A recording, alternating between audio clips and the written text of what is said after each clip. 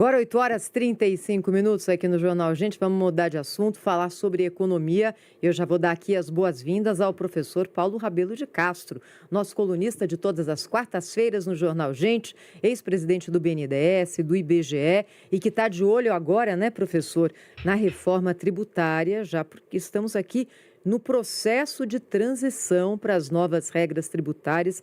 É importante a gente falar sobre isso, porque vai mexer com a vida de todos nós. É um assunto complexo, chato até para quem não entende, mas que está batendo a nossa porta e a gente não pode deixar batido. O que o senhor tem estudado e se aprofundado sobre esse assunto, professor? Bom dia. Bom dia, Thaís. Bom dia, bancada. Bom dia para você que está aí na Rádio Bandeirantes, no Jornal Gente, nos acompanhando. Pois é, Thaís, é um assunto chato para quem não entende. Portanto, é um assunto chato para todos nós, porque ninguém está entendendo mais.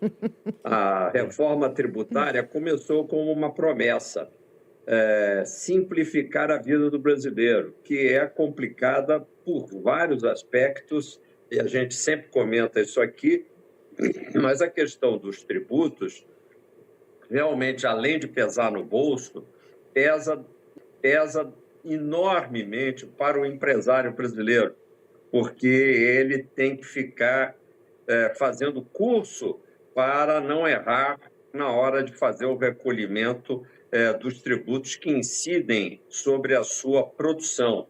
E são muitos tributos. E, portanto, a reforma tributária, só para lembrar a você que nos acompanha, ela começou com uma tese ótima, a de reduzir o número de tributos, que, fora outras taxas, que nem vou mencionar aqui, eram 5 tributos e que continuam sendo até o presente momento. O ICMS, que é o grande tributo que recolhe a favor dos estados, o ISS, que é um grande tributo que, sobre serviços recolhido pelas prefeituras, ele arrecada para as municipalidades, o IPI, que é um imposto que eu considero de todos o mais famigerado, que é um imposto contra a industrialização brasileira. Qualquer produto que sofre um processo de industrialização, em princípio, ele é taxado.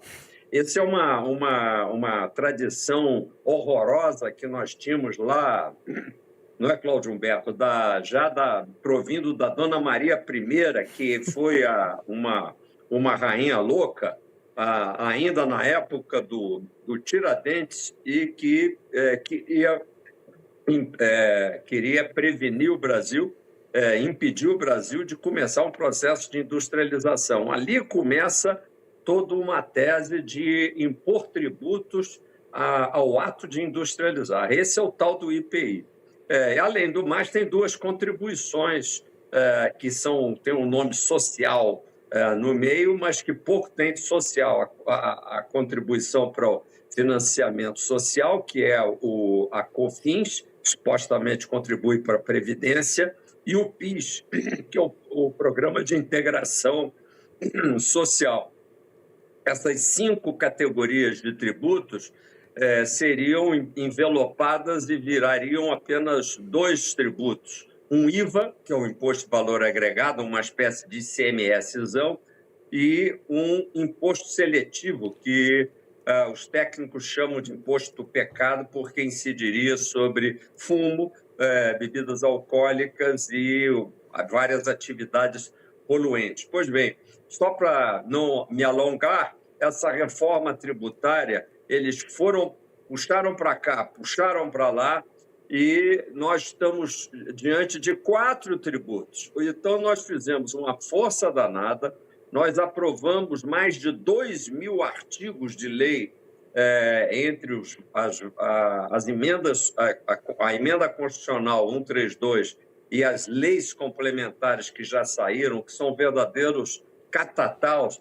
de legislação, e nós temos no final, vamos ter um IBS, uma CBS, que são as 2 cabeças desse IVA, vamos ter o imposto seletivo e, pasmem, Dona Maria I sobreviveu. nós vamos continuar com o IPI. E muita gente, inclusive, às vezes, advogados e até alguns tributaristas, consideram que o IPI foi extinto, mas não, por conta da Zona Franca de Manaus. A Zona Franca de Manaus sempre viveu até hoje por conta de um diferencial, tendo em vista que ela não paga IPI. Então, para resumir, se você hoje quiser fazer uma fábrica de motocicleta em São Carlos, por exemplo, sobre essa produção vai ter que incidir IPI para poder fazer uma cunha de diferença de competição para que as fábricas de motocicleta de Manaus que não pagam IPI tenham uma diferença que cubra os custos eventuais de transporte e localização na remota localização lá do polo industrial de Manaus. Haveria outras maneiras de fazer essa compensação e manter a promessa de liquidar com o IPI. Então, vocês vejam que esse é o Brasil que começa tentando transformar 5 tributos, que não tem razão de ser 5 tributos sobre a circulação de mercadorias e serviços, e transformar isso praticamente em um tributo, e nós acabamos com 4 tributos. E por aí vai. A segunda coisa horrorosa é que, no 1º de janeiro do ano que vem, começa a implantação dessa reforma, mas ela é longuíssima. Vai até 2033, e com uma particularidade: o sistema antigo vai conviver com o sistema novo.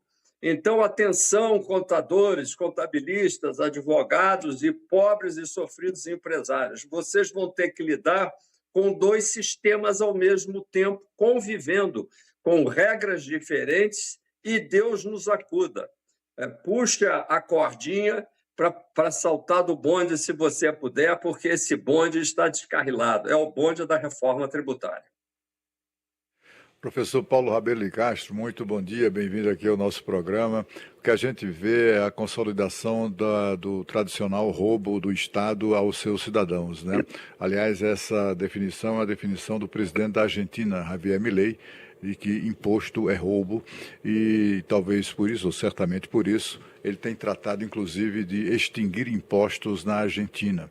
E isso não afeta em nada o esforço que tem sido feito e tem dado certo de recuperação da economia daquele país. A gente observa o exemplo de outros países, né, professor? Nos Estados Unidos, por exemplo, onde os impostos são implacáveis, mas não são um verdadeiro insulto aos cidadãos, como é o caso brasileiro. A gente observa, cada estado tem a sua política, tem a sua legislação, mas na Flórida, por exemplo, né, que é uma economia que bomba o país todo, os Estados Unidos, aquela economia absolutamente impressionante. Na Flórida, todo ano, durante um mês, eles simplesmente cancelam o imposto, o equivalente ao nosso ICMS. Ninguém paga. Né? Então, vai ser, por acaso, até agora, no próximo dia 20 deste mês, né? Não tem o que eles chamam de imposto sobre vendas. É um único imposto, sales tax. Além do imposto de renda estadual que lá existe, que a Flórida decidiu acabar com ele. Né? Quer dizer, nós vemos no mundo inteiro uma atitude até inteligente, no sentido de reduzir ou até acabar impostos para estimular a economia. E aqui o que temos é o Brasil afundando cada vez mais num estado que é invejoso da capacidade produtiva do setor privado, né, dos cidadãos de uma maneira geral, ou que simplesmente quer bater a carteira de cada um dos pagadores de impostos para financiar as suas atividades. Professor, qual é o limite disso? Até onde essa gente vai chegar? Enquanto você tiver juiz beberrão que ganha R$100 mil, como vocês apresentaram no quadro anterior, não por tomar o vinho apenas e ficar fumando, numa atitude que, obviamente, não tem nenhuma compatibilidade com o decoro do cargo, mas o fato de que existe uma legislação limitando o teto ao pagamento que é o pagamento dos juízes, ministros do Supremo Tribunal Federal, e que é desrespeitado, inclusive, pelos próprios juízes do Supremo Tribunal Federal, que estabeleceram por lei, não é, Pedro? Por uma decisão, que, aliás, a gente até fica com cacoete de achar que decisões de lá emanadas viram lei. Elas são apenas decisões judiciais e que estabeleceram penduricalhos que elevam os 44, 46 mil reais do teto para quase 80. Pois o juiz beberrão já está ganhando mais de 100. E se a gente for pesquisar, não é só no item salarial, Cláudio. São os gastos públicos que não param de crescer, são as invenções de última hora, como estão sendo inventadas hoje pelo governo que aí está, para fazer uma verdadeira pescaria de votos, subsidiando quem está endividado, criando bolsas extraordinárias em cima da hora, reduzindo conta de luz através de subsídios. Quando a gente fala que alguém está sendo beneficiado por uma bondade governamental, principalmente às vésperas das eleições, a gente tem que pensar, sou eu que estou pagando isso e, eventualmente, eu não entrei na fila dessa bondade. O contribuinte pagará por cada uma dessas bondades. E quer saber a última? Eu li ontem a notícia de que está em estudos no tal comitê gestor. Sim, a reforma tributária criou para administrar essa simplicidade toda, essa simplificação geral, um poderoso comitê gestor que só para se implantar já está gastando coisa da ordem de mais de 2 bilhões de reais por ano na sua própria autoimplantação. E eles estão bolando um grande sistema que, obviamente, o empresário vai adorar, ele vai ter que reservar uma boa parte do tempo só para preencher formulários, para emitir as notas fiscais daquilo que ele vende ou o serviço que ele presta, ou seja, tornando mais burocrática ainda, impossível a vida de quem está aí produzindo, né, bens e serviços, criando empregos. Esse indivíduo, além do mais, vai ter que pagar, ou teria que pagar, 39 centavos por cada transação que passe pelo sistema bancário para ser liquidada, porque o governo agora inventou uma nova maneira e, obviamente, colocou isso na legislação brasileira em inglês, o que também eu dou meus parabéns para todos os congressistas e todos nós que batemos no peito, o governo Lula, que bate no peito para falar de soberania e introduz uma palavra estranha, split payment, né? Assim como cashback, na legislação brasileira, escrito em inglês. Como que a gente não quer cair de joelhos na frente do senhor Trump se a gente vive falando numa língua que não é a nossa e não consegue se explicitar? Pois é, esse split payment, que não bastaria dizer imposto repartido, e para repartir entre a União e os estados e os municípios diretamente a parte que fica, na realidade, da tributação com o poder público versus o pagamento que é feito. Por exemplo, você acabou de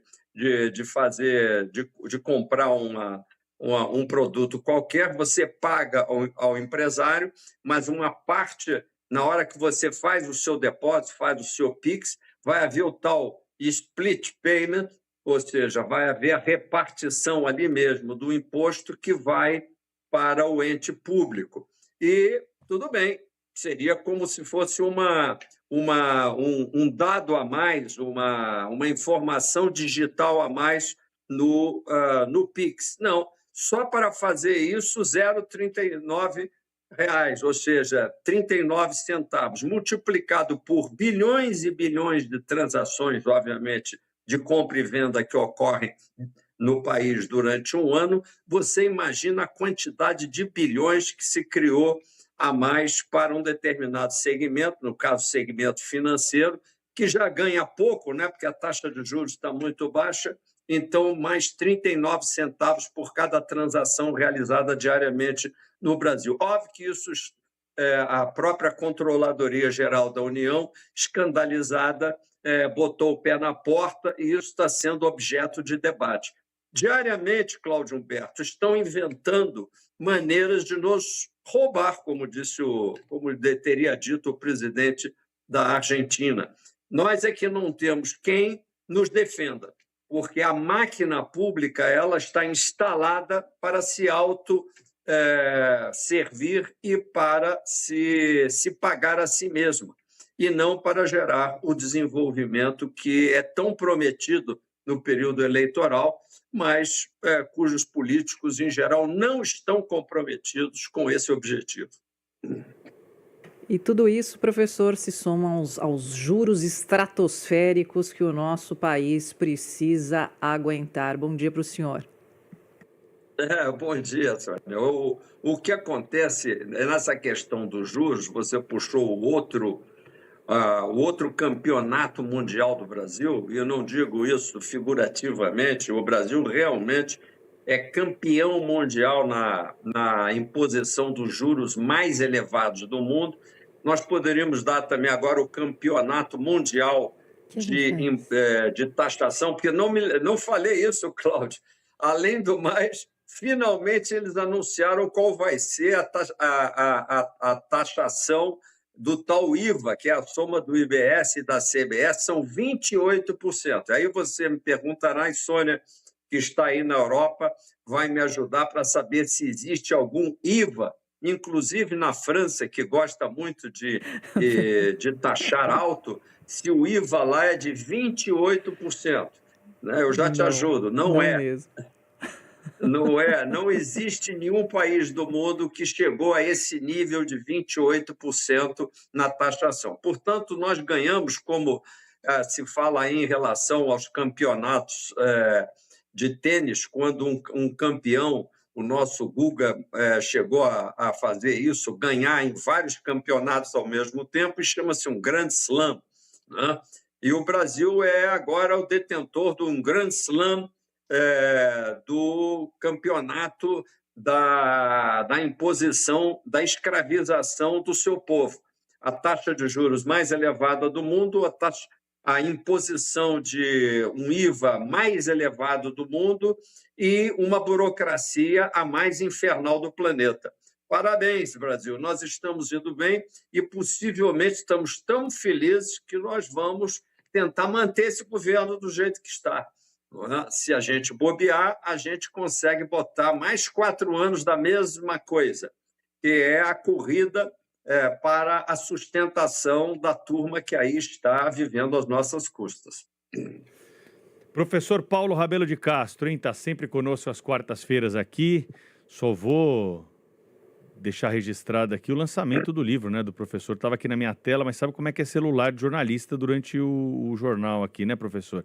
O lançamento desse livro vai acontecer no dia 14 de agosto, na Federação do Comércio, em São Paulo, que fica na Avenida Rebouças, número 3.377, às 9 horas da manhã. Equívocos, riscos e fragilidade da reforma tributária, um dos artigos dessa obra do professor Paulo Rabelo, que trouxe para a gente aqui um pouquinho do pensamento sobre o assunto, né, professor? É isso, Pedro. Eu realmente tive a oportunidade de receber o convite do professor Ives Gandra e do professor Marcos Sintra. Esses, sim, estão de parabéns por terem feito uma coletânea muito expressiva de grandes colaborações que, obviamente, fazem observações críticas a essa tal reforma tributária. Nós demos um gostinho amargo, é verdade, para quem nos acompanha aqui no Jornal Gente sobre isso. Eu espero que até a implantação final dessa tal reforma tributária haja aperfeiçoamento. Não quero deixar aqui para ninguém a impressão de que o Brasil não tem jeito. O Brasil sempre teve jeito. Quem não tem jeito é essa turma na qual a gente está querendo votar em outubro. Nós temos que pensar muito bem. Há alguns candidatos a presidente que estão, inclusive, aí, vamos dizer, prometendo ou ameaçando suspender a reforma tributária. Não acho que a gente tenha que ter uma atitude negativista e acho que até quem diz que vai suspender a reforma tem a obrigação de dizer como aperfeiçoá-la. Nós temos que caminhar para frente. O sistema atual de 5 tributos, como eu disse, desde o tributo famigerado contra a indústria brasileira da Dona Maria I, o IPI, tudo isso tinha que acabar mesmo. A nossa crítica é que o Brasil diz que vai fazer e não faz. E, portanto, os candidatos presidenciais não podem só dizer que vão suspender a reforma. Eles têm que apresentar uma boa reforma, colocar as suas equipes de plano de governo em campo, e esse livro oferece muitas ideias e propostas objetivas. Eu escrevi um artigo com o professor Miguel Silva, que é um craque no assunto. Se convocado, o professor Miguel Silva daria várias ideias para não só aperfeiçoar essa reforma, remendar essa reforma, não permitir que essa reforma tenha que conviver 2 sistemas, um junto com o outro. Vocês já imaginaram? Dois tipos de tributos sendo pagos ao mesmo tempo e pelo contrário, acelerar a entrada em vigor dos novos impostos, que teriam que, uma vez aperfeiçoados, ser mais módicos para o pobre do empresário, o pobre do consumidor brasileiro. Muito obrigado e um bom dia para vocês. Obrigada, bom dia pro professor. Jornal Gente. Até a quarta que vem. Esse aqui